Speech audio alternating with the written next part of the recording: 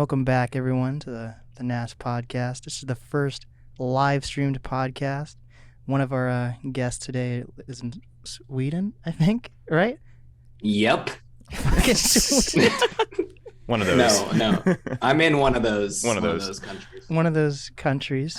And I'm with a band, and this band is a post-Horncore band instead of hardcore.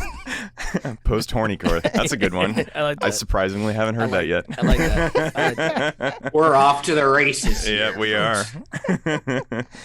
But yeah, this is I've had a post-punk hardcore band, but this is a horncore. So they're hardcore mixed with lots of horns, like trumpets and brass instruments, anything that falls under a horn. I think you have some saxophone on you guys too, right? We currently only have saxophone, actually. What about that trumpet I heard? We have had trumpet in the past. We had a trumpet player guest on one of our EPs. Oh. We sometimes take some guest horn players and have them come on stage during shows and things like that, but we haven't had a full-time trumpet member. And we used to have a trombone player. Trombone, yes. Yeah. Oh. Yeah, nice. we had somebody for a few weeks that basically just took a big piece of cooked penne pasta and just went through it. You'd be surprised at the acoustics of penne. Yeah, it was good. Whole wheat's definitely better than It's traditional an semolina experiment. flour. But he though. quit because we got him some rigatoni one time and he got really mad. Yeah. Oh, You you don't gotta be do careful that with in the that. pasta horn Yeah, man. core The world. Ridges gave it. Pasta horny core. Yeah. I love it.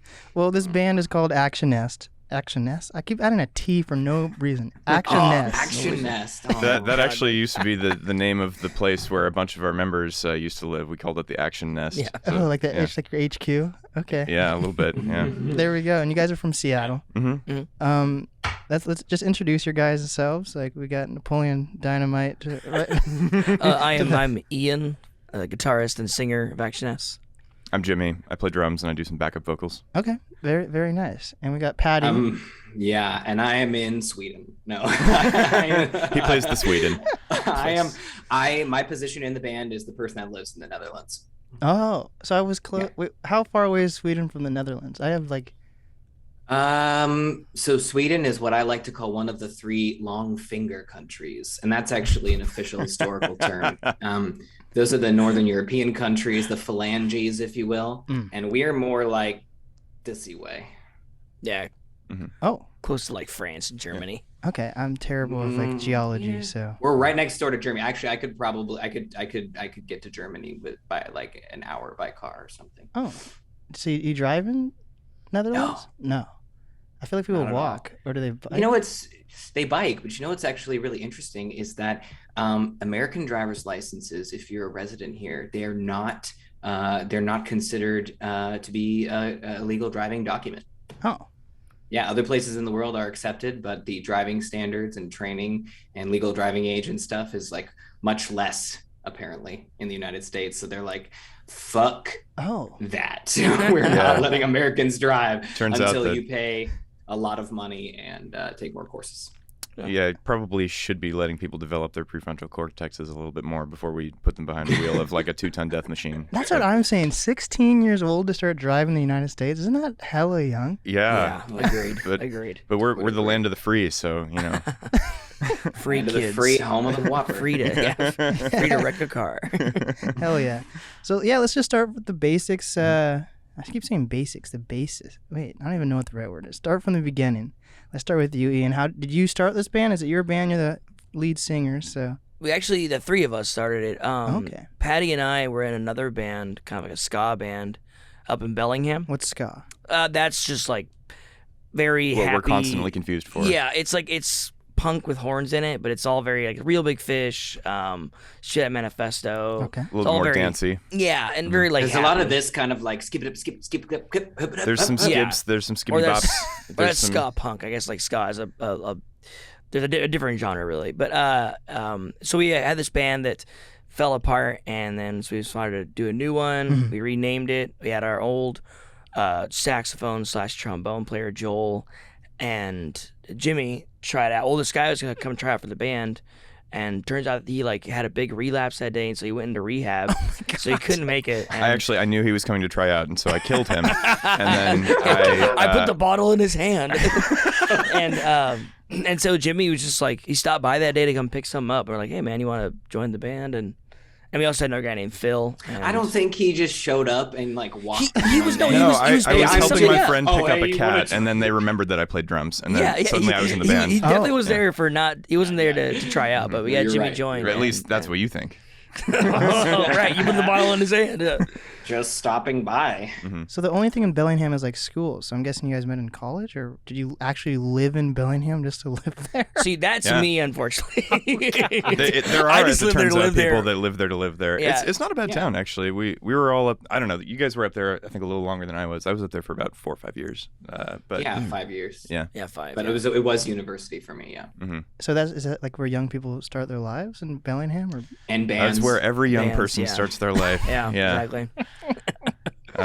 Yeah, I mean, there's a lot of music there. I mean, that was like the first experiences we had, or at least that I had playing with you, Ian, and my first experiences really performing outside of high school were in Bellingham. Okay. Yeah, and it's a good environment for it. I mean, I actually don't know how it is now, and I'm sure it's probably suffered a lot because of COVID, you know. But or maybe yeah, it was not, because schools are just fucking rampant and like opened over true. whatever college. I guess Yeah. I'm thinking more Oh, about yeah. the music scene specifically. Oh, Yeah. wait. So when bands play in Bellingham, they're not playing to the college audience. Like, who do you? No, there's a lot of little Yeah. music venues up there. There used to be a lot more. I mean, mostly bars and stuff, but there were a couple good all ages places, and it's not House a bad shows, spot too, to get. Yeah, big house show scene. It's a pretty good area to get your start. You know, as a band, definitely. But you guys aren't marketing to college. I feel like if you're going to go all the way up there, like the point is to get those college kids. College You know? kids.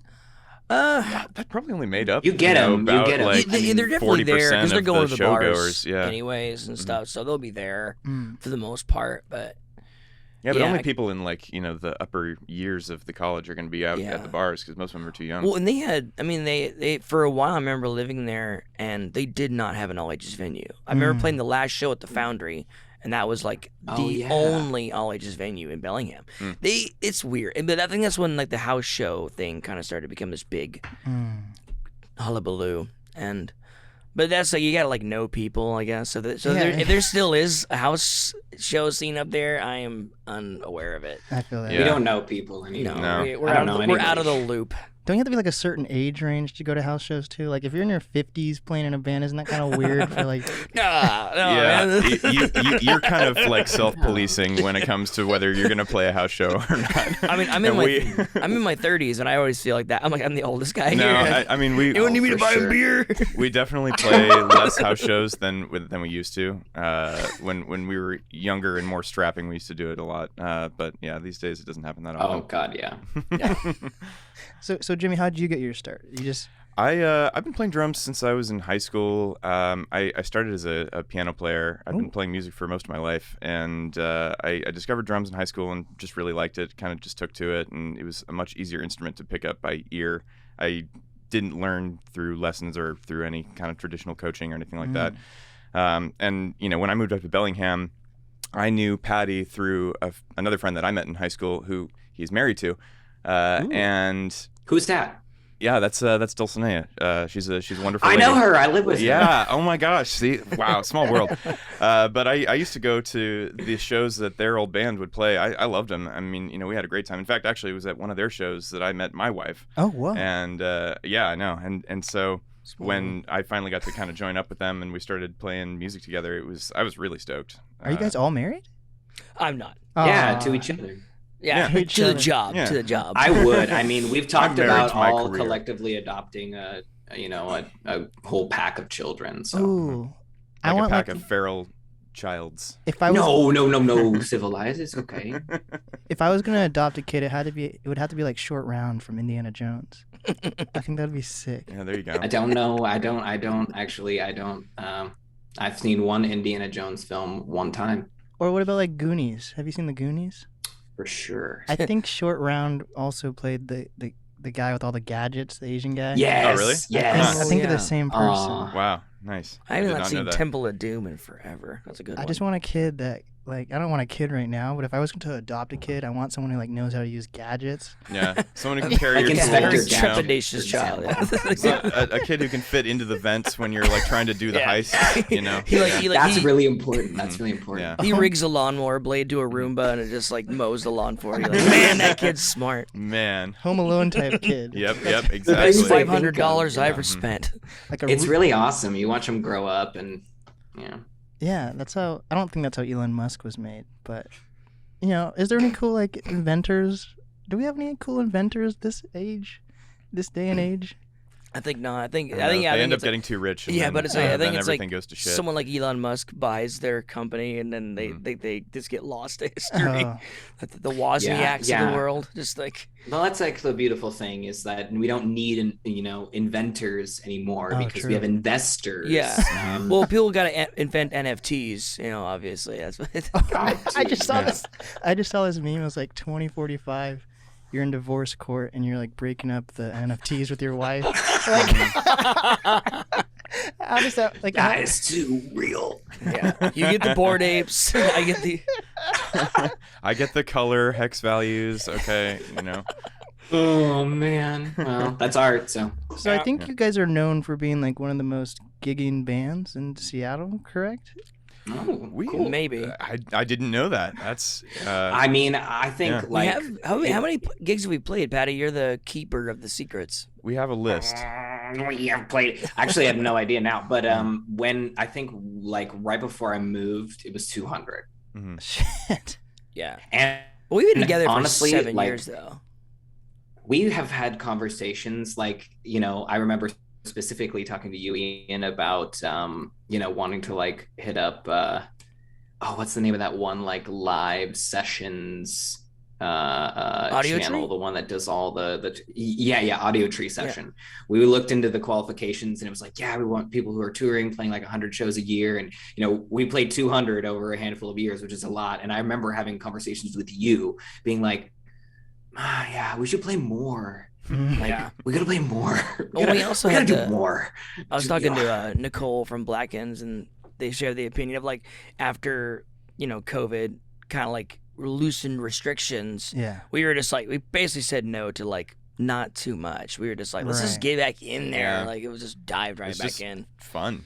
Yeah. I mean, there was such a huge resurgence of live music, like in the summertime. I mean, our first show back really was, I think, Drunky Two Shoes in August. Drunky July, Two yeah. Shoes. Yeah. There's so many weird names. I know. Yeah. That place is awesome. That- and they yeah. have pretty solid barbecue, too, They- down in South Center. They were yeah. like the king of the scene for a minute because they Mhm. they were the only venue that had like an outdoor stage. Yeah. So they get to open a little earlier than every other venue. It was hot as Oh. shit, and Yep. and you could play outside, and Mhm. they had like mist machines, or like at least pipes that moisturized you. Oh, right, yeah, if like- you were standing in the I like audience. being moisturized. Yeah, you gotta, like you the gotta stay vegetable moist, aisle yeah. in the Exactly. grocery store. I know. So that That is was a so lot of fun. odd. And ours almost didn't Like, what the happen fuck? because someone crashed into a those like the gas meter pipes on the my- outside building. Someone just like wrecked into like 5 of those. Yeah, in this yeah. big They, commercial they had all building. the gas lines set up next to one building, and Was we there an thought that- explosion? I don't know if there was an No. explosion, Oh. but I mean they were worried about that. Like Yeah, that was- the that whole was a area was concern. blocked off, and so we Someone got there goes and out we're to like, light a shit, cigarette." the gig's canceled, and so we thought it was going to be done for a minute there, but Damn. no, it was great. And I heard about it afterwards. Mm-hmm. I've been seeing so many car crashes lately. I've talked about this on another podcast, and I see a lot on YouTube, of course, but Mhm. like in just real life, just commuting to work. Yeah. And I just wonder like how these happen, because it seems like there's a lot of times when I see these car crashes, like no rain or anything, or people just on their phones, or are they just bad drive? Like, what does the Netherlands know that we don't know? Is it just How many car crashes do you have per capita? that's a good question. Actually, I did see a car a couple of days ago, which was cool. But a crash, it's been a while. I don't think that I have legitimately ever seen a car crash here, and I've lived here for a year and a half.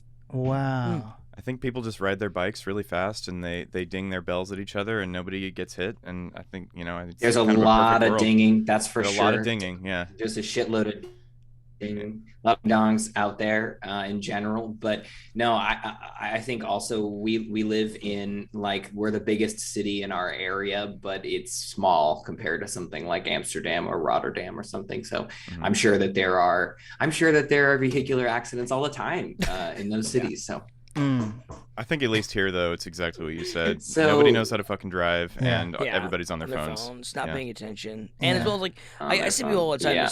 I'm a catering driver. Oh, nice.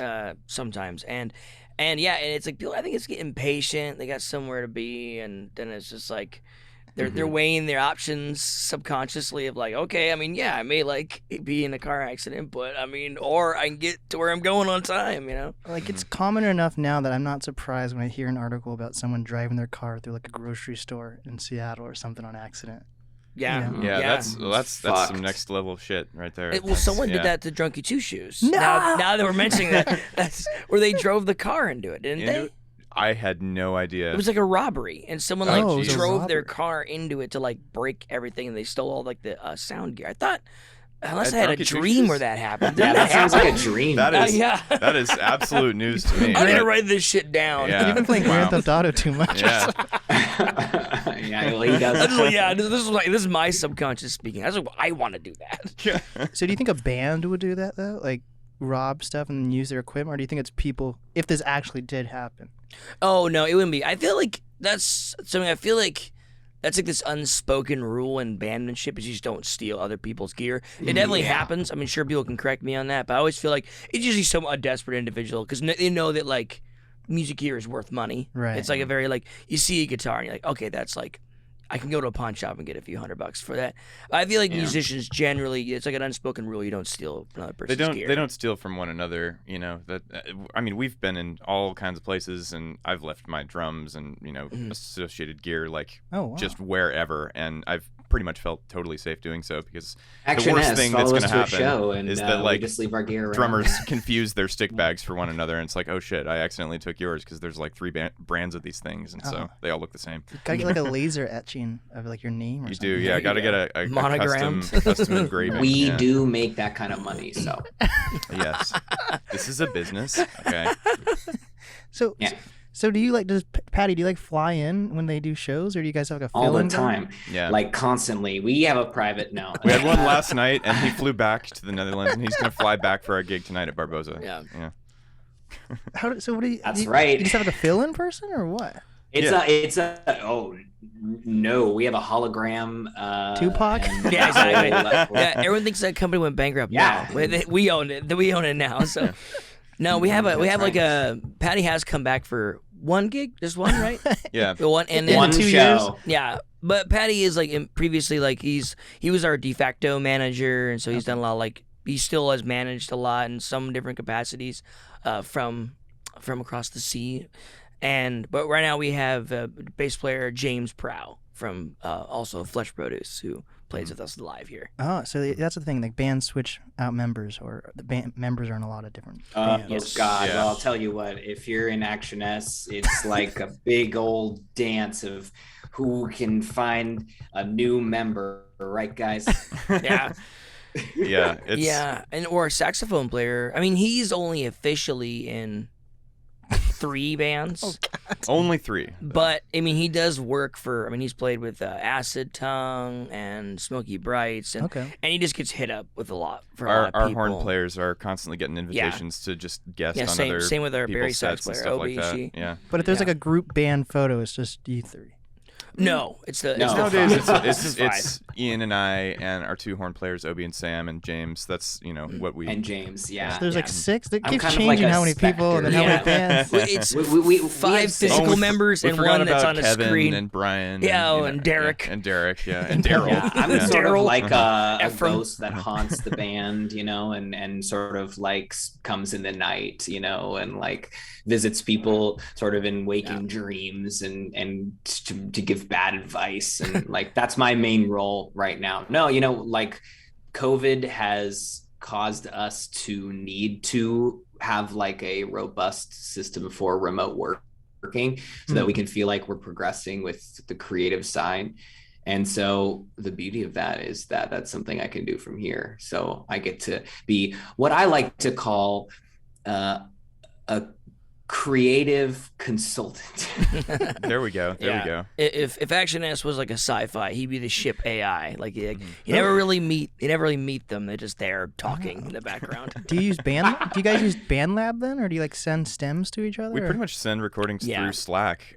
We have a very disorganized Slack, and we just kind of have our own little recording setups at home, and we just pop in and bounce down waves put little and parts send them to each other. Yeah.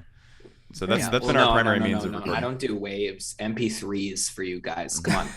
We don't deserve nice things. Yeah, what is the difference? Like, I use waves for like my podcast, but I really don't know if it makes that much of a difference. Like, waves are uncompressed. Does that make it better quality though?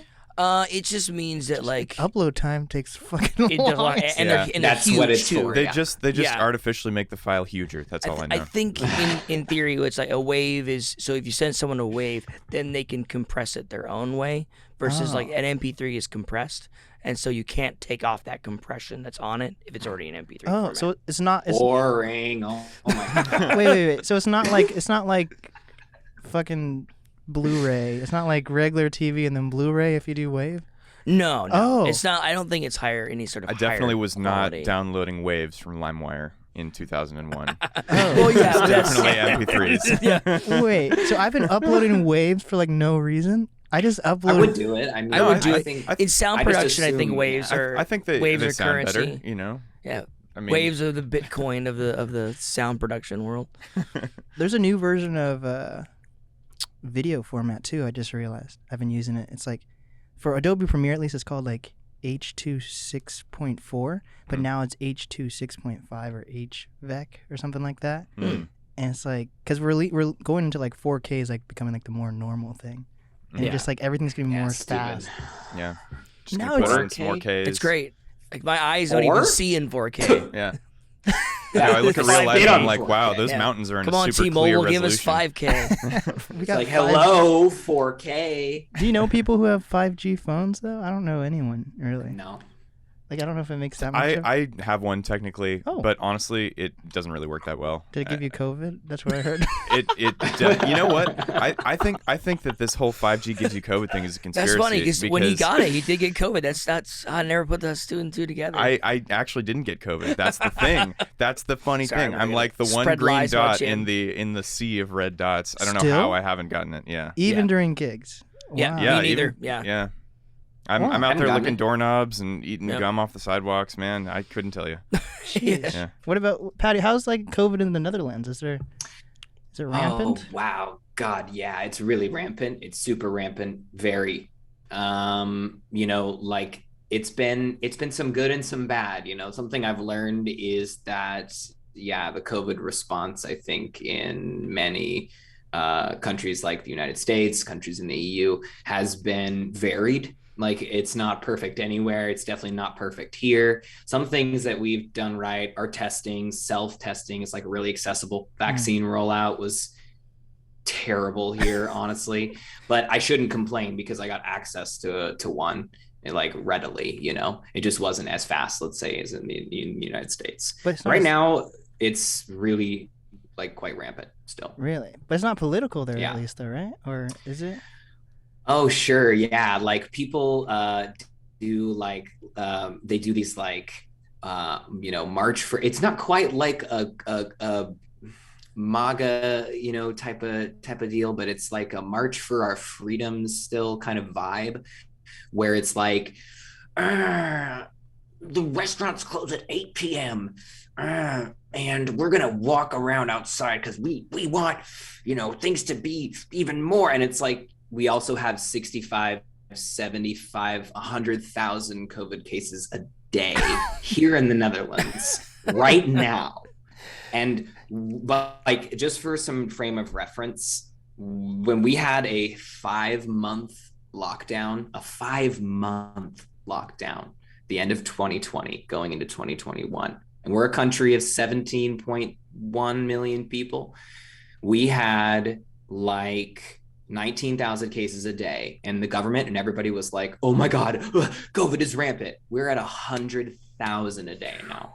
Jeez. Yeah. Yeah. Have you seen 28 Days Later? Either of you? Oh, I guys? love that movie. Hell yeah, Very love good. that movie. Super good. Classic Danny Boy. They just came out this EDM guy named Biometrics just came out like a 28 Days Later EDM version song. It's fucking phenomenal because like the soundtrack's so good, but I haven't seen anyone actually make like a remix of it. Mhm. And then one finally came out, so I feel like It does have a really good soundtrack. Yeah, Yeah. it does. Yeah. Mhm. it's time to start watching Cool. zombie movies Guess again. Yeah.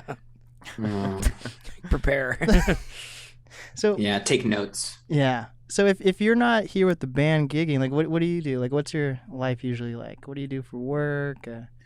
What do I do? I don't know. I'm in like a huge time of flux and time of like change right now. I'm like actually have been working for a company that does virtual events for the last about year and some months. That's been really nice, of course, for stability and income in this new country, but also for something that seems pretty cutting edge and fun to do.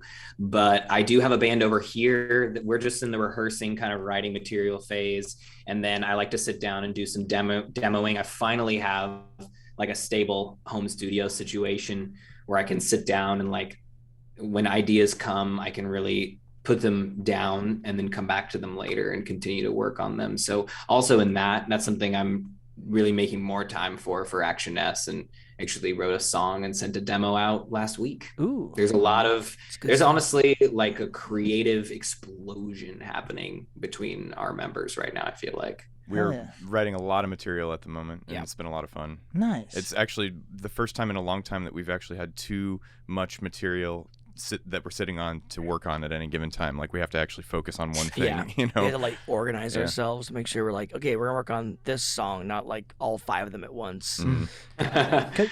Didn't you like your last album was like 2019 or something? That's right. Yeah, yeah.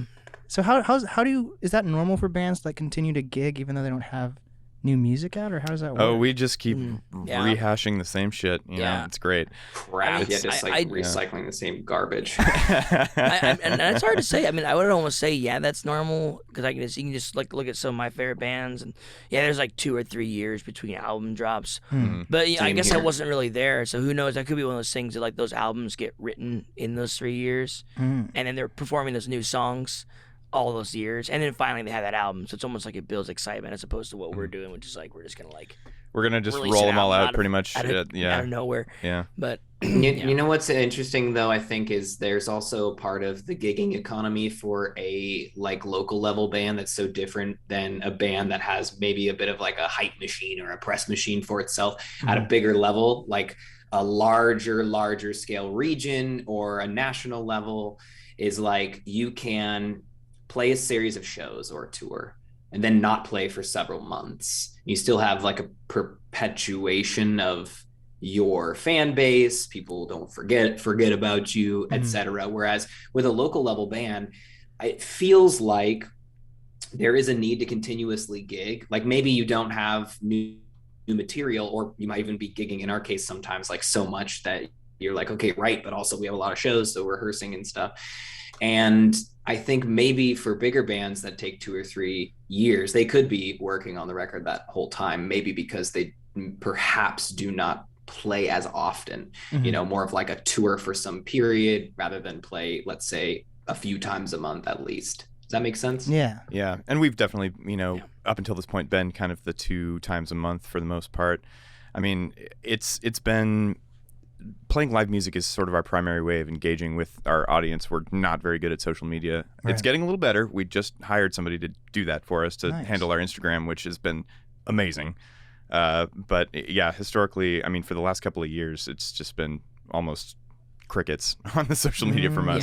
Yeah. So Especially during I think COVID. that some bands will It's engage 'cause with people social and kind media of stay sucks relevant. ass. Yeah, it fucking does. I hate it. Yeah. I started off when the band began in 2016. I was kind of the social media guy, and I had fun with it for like 2 months. Maybe you guys should And- twerk on camera. Oh, there we go. Yeah, I like that. Yeah, isn't that wild? You could be the best band or the best artist in the world. If you don't have any following, you're just kind of fucked. A little bit. Yeah. I mean, Yeah, there you're are just people that shitting in don't the put out a wind. whole lot of music and just engage that way, you know, electronically online, and you know, that's a very valid means of staying relevant. I mean, like, it Mhm. definitely works a lot for some people. So what is the point of gigging in Seattle though? Especially if you guys have been around for, you said 7+ years. Mm-hmm. Isn't it just the same audience? Like, shouldn't you try to be leaving? Like, go Oh, we even go to on tour, Idaho or something? You know, Yeah, we've been on 3 tours and of the West Coast and kind of like And also regional dates and stuff. yeah, regional too. dates Yeah, and stuff like going that. outside. We Or- try to go out of town. I mean, nowadays we're kind of trying to set a policy of doing, 1 gig a month in the Seattle area, but then trying to branch out to, do some like weekend adventures in other places. We're thinking about trying to go over to New York, try to just build up communities in other places. So I do feel like Europe tour. Europe tour. Yeah. That's a thing. Yeah, I also feel like you'll play gigs in Seattle and you'll meet new people that hadn't seen you. Like, it is, I think, pound for pound less than if you went to like just to Reno randomly on a weekend. But yeah, I think like it's just you meet new fans every time. There's a lot of people in the city. Yeah. So how do you build your way up Yeah. in the music scene as a band versus, I feel like it's different for a pop artist, a hip hop artist, or whatever genre. Honestly, for us, it seems to come about just by playing and like talking to people after the set, and that one person or people that come up to you and say, "Wow, you guys are fucking awesome! Like, you really moved me tonight," and then that just sort of spirals and branches off into some wacky thing, and then we end up just making connections with people and connect with bands too. Yeah. It really helps to engage with the scene. Mhm. I mean, like going out and watching other bands, playing shows, just like being part of it, kind of helping the wheel turn, and as well as like, I don't know, putting on a good show. I've seen like a lot of good bands in the history of my life that like were like fine bands, but they didn't really Right. put on a very good show, and I feel like that's like a really helpful thing to be remembered and like gain a good following is just put on a really good show. Yeah. That's very, very true. The live performance is a big part of it. And I also think like putting yourself out there in as many different places as possible so that you can create those opportunities for that one person to really dig what you do, because ultimately, like, in my opinion, the healthiest way for a band or a creative person to grow is really to like always focus on the creative why and like what lights their fire for being the artist. And then when you have one person enjoy you at a show, that person really digs you. They're there for what you're doing, and you're doing that with a sense of being genuine. You're doing that from the heart. And I think accumulating that, let's say, finding that one person a show or putting yourself out there in a really intentional way and doing what you want to do, and just finding those people that really specifically vibe with you, that's, I think, a really stable foundation for growth, and it's much more rewarding because I think then you don't compromise yourself creatively in the process of trying to like gain an audience. Yeah, I mean, exactly that. Just by playing the music that we want to play, playing it how we want to play it, just putting on the show that we feel like delivering, we're sort of automatically, in a way, filtering out all the people that wouldn't necessarily be as likely to engage with us. I mean, we build up kind of a following just through talking to people who really resonate with the stuff that we put out there and how we perform. And do you have to like reach out to, like, because I'm doing my first live show next weekend, and I'm still new to that live spaces, and like, so Congratulations. yeah, that's thank you. awesome. So as you guys continue to like do gigs, do you still individually like reach out to people, or do you just post it and then people know if they want to come or not? Or? When we moved down here from Bellingham, I mean, honestly, a lot of that burden fell to Paddy, who was handling all the booking at that time. And, making introductions in the scene involved a lot of just like figuring out where people play, figuring out who to talk to, like trying to make those connections, usually from afar, usually through email, trying to convince someone to let you join on their bill just through an email. That's something that you had to do. Like, you kind of had to build up that foundation for us. And nowadays we primarily take, email requests from people who are asking us to just play, and so we don't have to reach out as much nowadays. But it does feel like there's also more of a inherent fan base, and I have to admit that, like, it's hard to know fully, at least from I like drove the speed cart of the marketing and the admin for Actionesse for like many years, and like the marketing and the promotion side of shows it's really hard it's hard to get people to come out. It's hard people to respond to you on get people to respond to you on social media, I think. And I also think that is going to change. Like, I've thought a lot about how a band would start out now. And I think it would be slightly different than where we were at when we started. And I can even remember after our ska punk outfit that like, we've got this new band. We're going to move down to Seattle in like 5 months. So we're going to run the Bellingham circuit that we've already been in for 4 years as fast as possible. And then it is truly about hitting up everyone and everything possible in Seattle, you know, and having that moment of being like, oh God, we have to start over from nothing again was really challenging, but it's really important to just like keep going and be okay with rejection and just keep going. Yeah. I mean, we were feeling really good up in Bellingham. You know, we felt like we had a good community, a good following. And then, you know, as soon as you make that transition, even just to a city that's an hour and 10 minutes south, you know, it was in a lot of ways like starting over. We started playing gigs in Seattle, you know, while we were still living up in Bellingham. And what was the name of that Vietnamese restaurant on 36th in Fremont that we played? Mix. Which one? The Mix. That was our first Seattle show. Yeah, that was our first Seattle show. That was a place that shut down eventually. I assume because they definitely did not have that art for alcohol purchases. I thought, no, the Vermilion Art Space, that wasn't the first one. I was talking to Josh the other day, and that's the first one we played with Crystal Desert. That's with Crystal Desert, yeah. But yeah, the mix was fun. Dude, there's video Fremont. footage of that, by the way. There is. Oh man, I saw it somewhat recently. The dad. Yeah. Thanks, Hell Dad. yeah, dude. Oh man, that was like the show that our parents were excited about, and they came. Prolific. Ooh, they sure did, and boy, it was shit. Yeah, it was absolute garbage. We played just like with a wall of windows behind us, and just the sound was terrible. Yeah, and just bad setup too. And also on a personal note, I was very drunk for that show, which is not on a personal that's note, not a normal I was incredibly thing for me. intoxicated. Well, yeah, me and Phil got down in Seattle. Like, dank. oh yeah, That's it was right. really good. Yeah. It's a really good like ramen place now. Oh, nice. Yeah. Okay, that's good. It's good. Onward and upward. So Ian, what's it like being like a post-horncore singer? Like, does that take a toll on your vocal? It does. I mean, it's not something I can't handle. Like even today, yeah, my voice is much scratchier than it normally is, and this is me after a night of like singing and then having a few beers afterwards. But yeah, it's definitely, you know, I mean, but vocal cords are muscles, and so the more you do it, the more it gets easier. Oh. And you don't like blow your. I can like I've gone on entire tours, you know, gig after gig after gig. You know, like 14 or 12 in a row or whatever it is.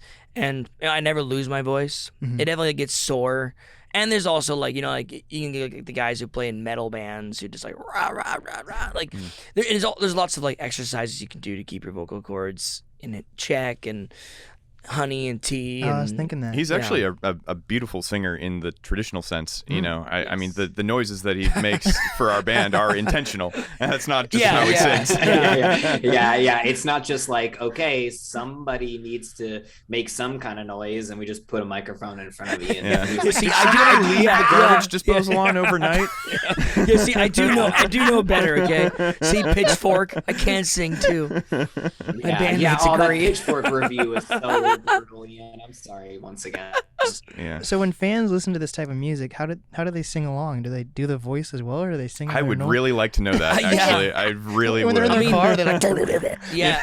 When I feel like I've heard people sing, they just shout. I mean, it's also like there's been times in the practice space that I haven't been able to sing for one reason or another, and like Paddy and Jimmy and others in the band have stepped in and just like sang. Yeah. And you know, I'm not laughing at you guys, but like it was always fun to like see people you like should. It's see people try to do that, because like I really this song's really stuck in my head. yeah, and people just do their best to like do the you know, kind of the bullshit that I do. Yeah. And I always find it entertaining. I'm sure it's the same way. They're just like I'm gonna do my best. Well, you know, I I think it speaks to, you know, when people reference our music to me, like they talk about specific songs, never, ever, ever has anyone referenced a single like lyric or vocal line or anything like that. It's not like they're like, yeah, it's the song where you sing, you know, like da, da, da, da. Oh, yeah. They always are like, it's the song where it starts like bah, bah.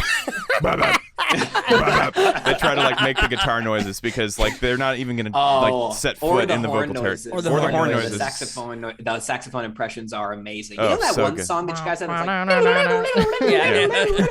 like like yeah, we do know that one. We know that one. Yep. Yeah, We'll play it for you next time. So how would you go about doing like a tiny desk? Like how do you strip down? Oh, we did do that once. We did try to do that. Yeah, we applied, and so we have dabbled in acoustic performances. Yeah. We used to busk, with some regular frequency. And early Actionesse days, I think we wrote songs that could be acoustic, but the current iteration of our music does not. I mean, and like, granted, people bring it up. I remember one time we played that the Honk Festival. That's kind of in Honk? Eugene, right? Yep, yeah, that's right. Honk Eugene. Yeah. Mm-hmm. And in the middle of a field. In the middle of a field. Right. And I think we had some of the Deep Right Below songs. Like we were playing them at that point. I don't know which ones we did, but I remember walking away being like, we're never doing that again. No, I know. It was it started to rain. Work. I think I had just like a kick drum, a floor tom, and a snare and a hi-hat, and I was just using brushes, and I was like, this feels strange.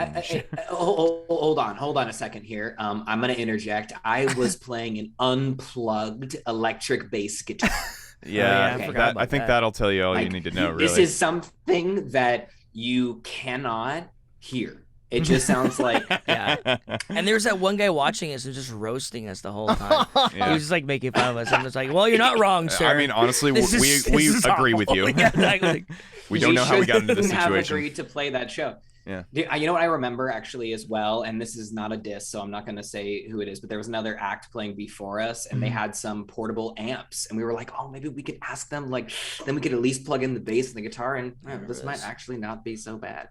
And we were like, can we use them? And they were like, no. Aw. Yeah. Yeah, they said they were gonna leave. That's why. And then We'll they were like, we're leaving. And then we saw them after the gig, and we're like, oh, cool. I thought you guys left. How's it going? Super. Hey, by the way, the trip? we're playing at Old Nick's Pub, like 2 blocks from here in 3 hours. So come on by. Yeah. It'll sound a bit different. So for a tiny desk, I guess you do like softer growls too. See, that's the thing is, my voice, I can't reduce the volume. The volume and the intensity are like intertwined. And so if we did one, he would do like a sultry whisper, I think. Yeah, very careless whisper guy. Yeah.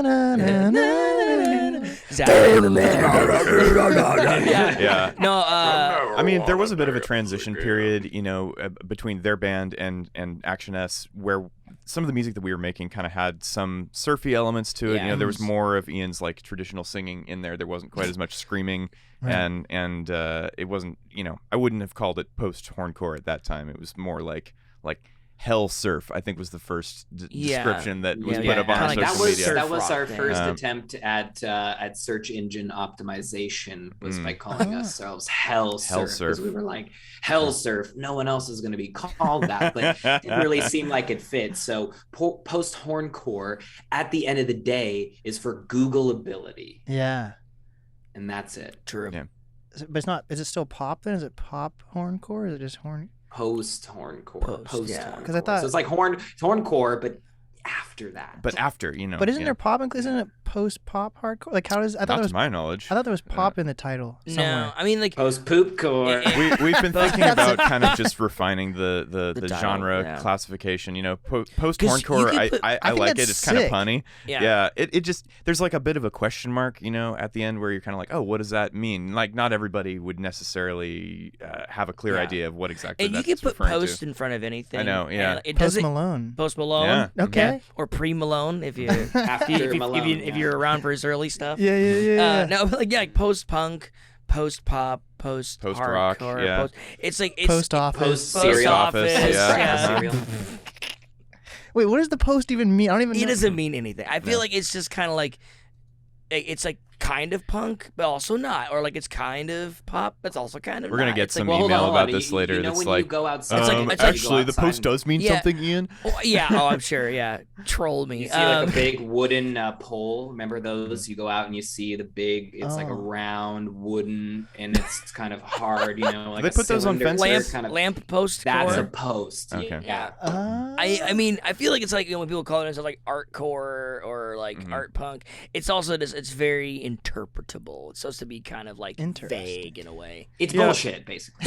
But I also kind of like the approach that a band like Black Ends takes, with gunk pop. It's something that you've never really heard before, but you kind of like you know what that is. Like you can imagine it a little bit, Well, and then gunk you listen is to them, and you're I like, think of like earwax or something. Like gunk. What do you think when you think of gunk? What do you think of? Oh man, I think of maybe grimy, a little sludgy, grimy, sludgy scrumbles. Yeah, or like when you open a fridge and there's this little like the rubber seals, and you can never clean between the cracks of them. There's something like in the laundry there. machine. There's some like a ball of hair in there that just you've never like gone under there and like gotten that out of there. And then they turn that into music. Okay. And it's good. And it's good. It's good, yeah. Interesting. You listen to them and you're like, oh, this is gunk pop. Like that's fucking cool. Nice. Yeah. So, towards SEO again. What about Actionesse? What's the title for? Like, why is that the title you chose? Oh man. Yeah, I'll let you take this one. It's not even a fun story. I wish it was a That's fun your story. So back in the day before we used Slack, we used Facebook Messenger, and we created this one long thread of just constant bullshit. I mean, good God, it was just like we'd try to talk about the band's name, and we would, we would just, one person would say something, and then it would take 3 messages, and now we're just like suggesting things just to fuck with each other. Yeah, like there's nothing. We're not constructing anything, and eventually, I can remember we had a couple of maybes, but eventually I said Action Bastard. Oh. And apparently that's a thing. There's a show called Shin Chan, and the kids' action figure doll is called Action Bastard. Oh, and somehow our trombone player just knew this. He's like, no, we can't do that. It's like already a thing. Is that like on Adult Swim or something? That doesn't seem like a kid's show. It's a weird Action one. Bastard. It's like a weird it's a weird anime. It's so strange. I mean, I feel like we definitely could have called ourselves Action Bastard, and it would have been great. But there's Action Bronson. I feel like it's a little close, right? Yeah. It's Yeah. Fun fact: every time I go search for my own band name in Spotify, the first thing they say is Action Did you mean Bronson. Action Bronson? Yeah, shout Why out to couldn't we Action got that Bronson. name? Shout out to Mayhem Yeah. and Big Body Bess. I think there is a women's soccer team that is named Actionesse. No, Australian it's an surf extreme collective. sports collective. Yeah. Okay, gotcha. Yeah, it's a extreme sports and surf collective here in Europe, actually, Why called don't you- Actionesse. You should connect with them then. Yeah. Cross. That would actually be cross crazy. brands. I think we must know about each other because we both use the Can same we hit hashtag. them up on the EU tour and do a thing? That would be dope. Like an Actionesse sponsored Actionesse show where we like play out amongst the waves on the waves. Yeah. You know, Put us like- on a fucking barge. Yeah. Oh, and everybody's doing this while we play, guys. that's why. Oh, a trash yeah, barge, and a then- diaper barge. Oh, gotta love a good diaper barge. And then Joel, inspired by Action Bastard, just suggested either Actionesse or Actionista, and we did Actionesse because better than Actionista. But what's the S? What was the S even come It's from? like action and finesse. Finesse, combined. yeah, or That's like what we made up afterwards. Oh, okay. yeah, or All like right. the I was not a part of this band name yeah, formulation They really, concept. I don't really know where Joel's inspiration was there, but yeah, it just kind of came out. I of think it. it literally stuck. came out of his mouth like Actionesse. Actionesse. And Nice. my sense is that Like, everyone was sure. kind of just like, all right, well, we hate this one the least, and what Yeah. is a name Yeah, anyway? and Names are fake things. Yeah, Okay, right. We'll forget about it, and it'll Yeah. just become like a sound, We'll right? turn it into an NFT at some point. Yeah, but, Yeah. Yeah, Also, all we invented invented NFTs. So. Oh, yeah. So I think that was really what it was. Is that like we had just there's so much bullshit around the name. They were like, fine. If we're all 50% on this, that's the closest we've all Yeah. been to liking the name. So, and then I like it a so- lot now. Yeah, it's grown on us. Yeah, for sure. I like it too. It definitely stands out. But I'm still confused. Like, how do people come together to form a band like hardcore music? Like, do you guys just? Is there like a group of people who just? It's like a slow rotting of just raw molten iron over years, because like if you listen to our older stuff, it's not anything like the Deep Right Below. I think like we stumbled into the more hardcore-ish sounds before that record came out. Would you say, guys, maybe like a year-ish before? And we had dabbled in it before. Mhm. But for me, I felt like there was definitely a moment of being like rock, punk, blues, funk, country, whatever kind of song you want to play band. And then we're Post-Horncore. Post-Horncore? Well, see, I don't know. our first song that was ever written is called Shark Hunting, and that's off our EP Mignon. And that song, it's the first ever that we wrote, and we still play it to this day. And it's probably the closest from our early days to being a post-Horncore song of anything from that era. Yeah. I mean, it still fits with our song. It's still very current. We still have a lot of fun playing with it. It's heavy, it doesn't have hardly any similarities to the other stuff that we were playing at the time. And it's only one note, so it's super easy. Yeah, exactly. Lots of vamping. Yeah, I would say in terms of Actionesse's history, I mean, we at first started off as this kind of like group songwriting collective, for lack of a better way to put it. And then at some point, like, it became obvious that like I was the person who wrote the most songs. Yeah. And so I was given like the reins of the songwriting. And it was just at this time in my life that I discovered Post-Hardcore. I discovered the band Drive Like JU, and I just became ridiculously obsessed with this band. And so I'm like, I want to do this, but we'll just keep the horns in, And so I just started to kind of pivot, at least in my own writing, that way. But I would even say, like, in a grander scale of how bands get together that way, it's really like you meet other bands that do that. Like, for instance, our bass player, James Prow, he is in a band called Flesh Produce, and while not post-hardcore, they definitely are this very intense, very heavy band. And so, like, and then we eventually, Paddy moving to the Netherlands, we asked him if he wanted to join our band. Similarly, Obi, I would say, was not really in so many heavy bands, but she just loves heavy music and good performance, and so she asked to be in our band. But then Sam is the same story as James. We're like, Sam, we met him playing with another heavy band called Bad Optics, and yeah. And so we just kind of like, we often just meet each other in that same little like microcosm of a scene. Do you have to be like angry people to make this type of music though? Or? It doesn't hurt, but yeah, we all know Ginger It has angry not people. hurt I'm mad. It's and I was just talking with someone last night. We played over in Bremerton at the Charleston, and one of the door guys came up to me afterwards and was like, "Wow, you guys have so much energy on the stage." Like I was talking to your lead singer Ian earlier, and he's just like such a nice, like very mild-mannered fellow, like pretty calm and stuff like that. And then he gets up there and he's just fucking shredding and just making all this noise, and where everybody's jumping around, and it just like totally took this guy by surprise. I think that like we're all about within 3 years in age of one another, and I think now our current iteration like probably listens to most of the same music growing up. We draw from probably the most similar inspirations than this band ever has. I mean, in the very beginning, it was all over the fucking map. There were, just influences from every genre you could possibly imagine, and it culminated into this just really messy meatball soup. I think now the songwriting and the inspiration for the songwriting comes from the most consistent place, and even though we have still now for this upcoming album more people writing songs than just Ian, because for The Deep Right Below it was primarily Ian writing the songs. I mean, you wrote every single one, right? It's I will take credit for Here's whack. looking at you. Okay, kid. all right, yeah. Yeah, I give Paddy whack. What the fuck? Sorry. Guess what that song's about? Yeah. Well, it's also this also reminds me of how like this is whack is the song Well Adapted Creature. We call it whack in the band. Same with like what was it? WAC. There's a song called You'll Get Your Money, and we just call it Money. And so it gets to the point where like I'm like, yeah, we played Money last night. We're gonna play Money tonight, and people are like the Pink Floyd song. I'm like, oh no, I forgot. Like it's like the colloquialism we refer to. Yeah.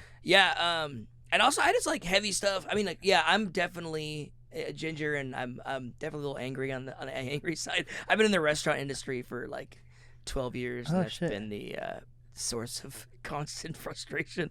But that's 3 things in a row. Does cause for some good songwriting. Yeah. And I really, it's like free-ish therapy. I guess I had to buy guitars and amps and stuff, but. Yeah, I'm sorry. How many thousands have you spent on what I mean? You do not want to sorry. know that is maybe not free. Yeah, like therapy costs money in general. True. In terms of like copays and stuff. But yeah, I just feel like what I like about heavy music is it's just like it's really intense. There's just a lot going on, and whether it's like kind of whether it's kind of like you get a happy vibe or an angry vibe, it's just like you really can't look away. It's just like it's just a lot of chaos on stage, and I love that about our band is that like you can just watch us be that way, and then you can meet us afterwards and be like, yeah, I'm not like jumping on tables and screaming at people. This isn't how we're like yeah, in real life. I love time. that juxtaposition. That's stuff. awesome. Yeah. Wait, so what do you do for work? I'm a real estate appraiser. Oh. Yeah, I like it. It's interesting. It's very flexible, and so I feel like I'm able to devote a lot of time to this. Which is how I really strongly identify as a musician. But yeah, I think for most of us, our jobs are kind of like a means to an end, and that end is being able to do this. Yeah. Do you ever tell people in real estate that you're in a band, or how does that come across? I honestly I don't, but I don't know. Should ask them if we could play at their house. Yeah, be like, Yeah. wow, this would make such a great venue. Your basement has excellent Holy acoustics. shows. Yeah. Oh my! So you guys have a new project coming out?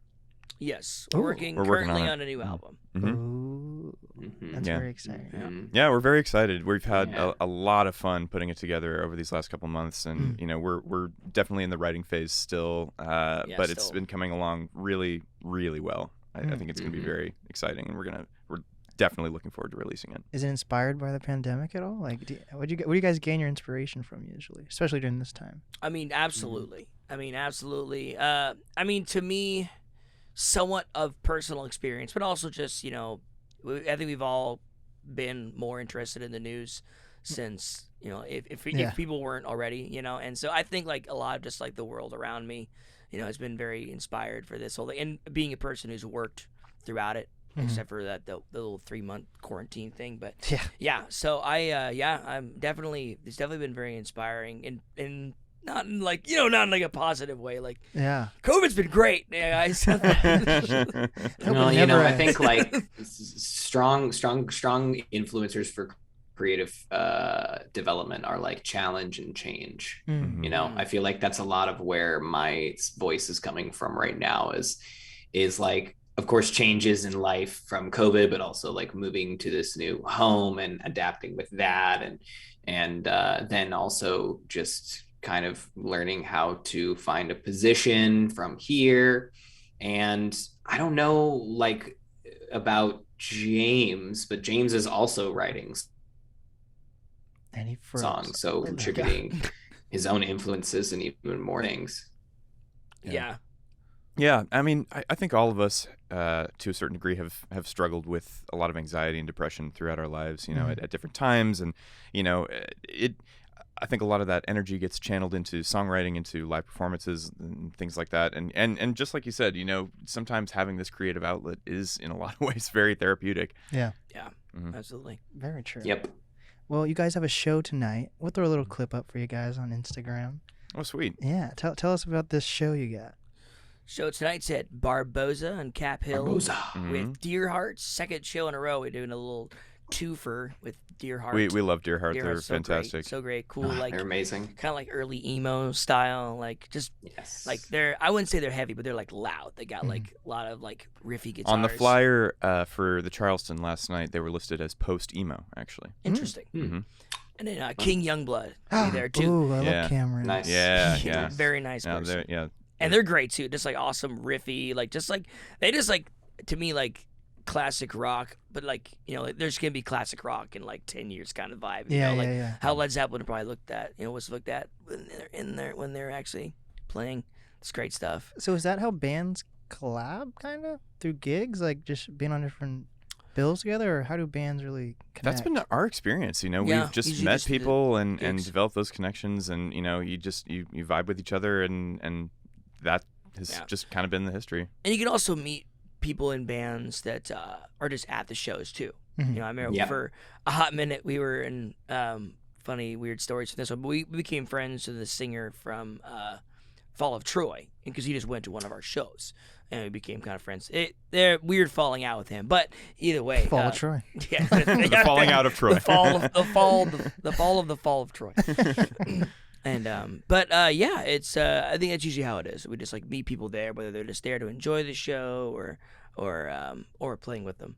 Yeah, we played with King Youngblood for the first time when both of us were opening for Aaron Jones at New Mo's. Oh, yeah, And that was like a month or two ago. That wasn't too long ago, right? Yeah, it wasn't that long ago. I think it was Aaron Jones' first show back since the pandemic, I Yeah, believe. that was a huge, wasn't that like... It was a lot of fun. Yeah, New we Mo's. really enjoyed that. That was a fun one. Yeah, so we definitely met some great people that night, and we've been playing with Deerheart for quite a few years now, I feel like. Yeah, we first played it. Oh yeah.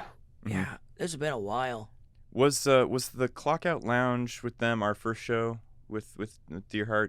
Do you remember, Paddy? No, Or have we I played don't before think then? so. Okay. I want to say that the first show we played with Deerheart was at Skylark many years ago. Okay. Oh, yeah. Did they play this at the Clockout? I thought we didn't play this Clockout. We played with Yeah, Deerheart there was and, we did a like a December show. I think it was December 2019 with Beverly Crusher and. Did anyone dress up as Deerheart. Santa? I don't know what's going on. That's BC so. anyway. I don't know. I don't have as good a memory Yeah, for the shows that we played. Like, I only started paying attention to this stuff, I don't know, maybe 3 months ago. Yeah. Yeah. I feel that. Well, what do you guys Sorry, have Jimmy. Do you guys have any final advice for any up and coming artists, creators, influencers? We can go around this. This is kind of like a circle. It's a circle, I guess. Oh man, what's the? I think we just kind of do what we want to do, and we do this a lot for ourselves. Yeah. I mean, that's really what this is about for me, and I think the rest of us would agree. This is our passion, and we have just had a lot of fun doing it, and everything else that's come along with that has just kind of been, it's been the result of hard work, but just a lot of luck, or really cool things that just happen when you do what you love doing. Yeah. I think the best advice I can give anyone is just don't give up. Just keep doing it. It's just that's what matters. Just keep putting time into it. Never say never. Never Like say Justin never. Bieber. I would Just like- I would totally agree with that, man. That's so true. And honestly, there's going to be things that you have as big goals in your life and as an artist. And I think for us, like the first couple time, we had some surreal moments where some things were maybe checked off the bucket list, or we had really cool shows or played at cool venues. It felt like luck, but really it was like hard work and dedication and not giving up and always trying to put ourselves out there. And that's, I would agree with you, Ian, 100% on just keep going always, because you know what, like, you can do whatever you want to do, just follow your dreams. Hell Yeah. yeah. And play loud, and always play loud. Life's too short to play quiet. Don't turn down when they tell you to turn down. Yeah, Turn down Yeah. for Oh, what? and also when you fart in the bath, what I recommend is Whoa. sit down firmly against the floor of the bathtub so it's loud. You take Yes. baths? I don't even take baths. Yeah, I take baths. Are Not the often, are the, but are when the I want bathtubs to. bigger? The people are taller in the Netherlands, so they must have bigger bathtubs, right? I Dude, would hope so. we could have like a whole separate Isn't Paddy podcast tall, about though? like the shit that is bigger or taller over here that I didn't expect. And yeah, bathtubs are one of them. What's name the top 3 biggest and tallest things in the Netherlands? Top 3 biggest and tallest things. All right, here we go. No, urinals. Oh. Urinals. They're way taller over here. I was like, oh shit. Like, Whoa. oh, fuck. It's kind of. So it's like past your belly button. You have to like be on your tippy toes. I actually, it's like you see the one that's supposed to be for children, and you're like that seems like a better option. Fuck. Oh my gosh. Doorways and ceilings, that's a big one. Got to make room for those tall people. They're tall, and most of the time you want a building to be like Proportional. big enough exactly. for people to stand inside of it. Yeah. So you got Fair. bathtubs, urinals, and doorways. Mhm. Wait, why? I still don't know why you moved to the Netherlands. Why did you? Dude, I don't know. Like, how did I even end up here? Like, honestly, I've been trapped sitting in a here screen. with a webcam on for almost 2 years, and like was just been waiting for something to happen. It was This is crazy, the first man. thing that's happened. We were playing a show and we got super drunk one night, and then like the next day we woke Yeah. up and Paddy just FaceTimed us. It's We like, thought dude, it'd I be- moved to the Netherlands last night. We thought it'd be funny. Dude, you should Yeah. totally go on that plane. No That's the balls. thing. Actually, it is a prank on our fans. That's what it's a prank on everybody that loves me and my wife. We tore ourselves away, as a prank. So Cha. he No, got us really my good. my wife is actually finishing up a master's in painting right now, and we're just like over here to thrive. Yeah, and it's happening. Did she paint that behind you? Yeah, she did. Oh shit! There we go. What's it? And it's not hung up. Is there like a name for it? Does she title the? I like to call this one office painting. Wow, that really speaks to me. It does. Yeah. You're welcome. Well, what is the easiest way for people to reach out to you guys? And yeah. Well, we have a website, actionesse.com. You can email us at actionesse@gmail.com.